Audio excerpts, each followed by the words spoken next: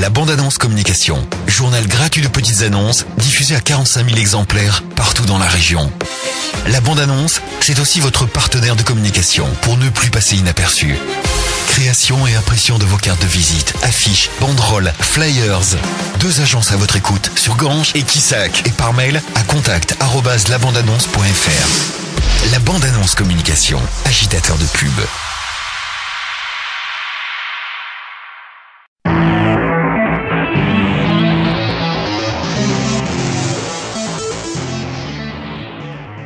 Et tout de suite, votre journal local sur Radio Valrog en ce mardi 27 janvier.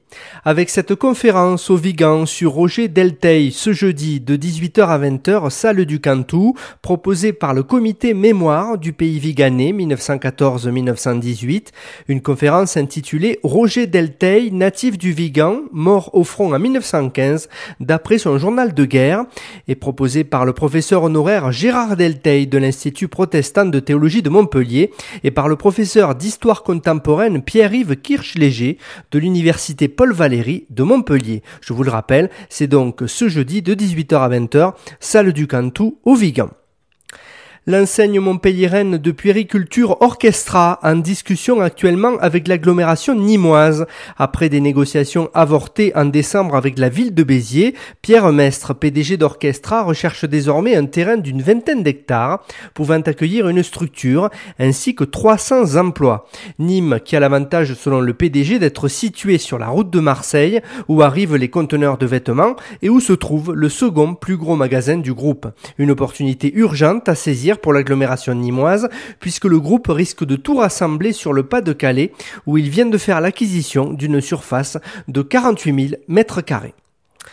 La loi Macron mobilise contre elle plus de 300 salariés des études notariales de l'Hérault et du Gard se sont rassemblés devant la préfecture de Montpellier hier après-midi. Ils entendaient protester contre la baisse des tarifs notariés prévus dans la loi Macron, actuellement en discussion à l'Assemblée nationale. Les syndicats ouvriers FO et CGT étaient présents, eux, devant la préfecture hier à Nîmes. Ils étaient une vingtaine. Une nouvelle manifestation, que ce soit à Nîmes ou à Montpellier, est prévue début février.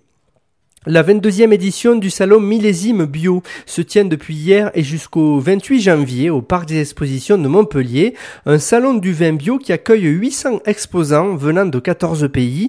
Et il faut savoir que la région Languedoc-Roussillon est la première de France en termes de production de vin bio avec 21 000 hectares, soit près du tiers de la production nationale. Un fort développement ces 10 dernières années et un marché en plein essor en ces temps de crise. La météo. Le vent continue à souffler sur Valrog aujourd'hui et ce sera encore le cas demain. Des maximales à 7 degrés, des éclaircies sur le Vigan et Ganges avec des maximales à 9 degrés. C'est la fin de cette édition. Très bonne journée à tous.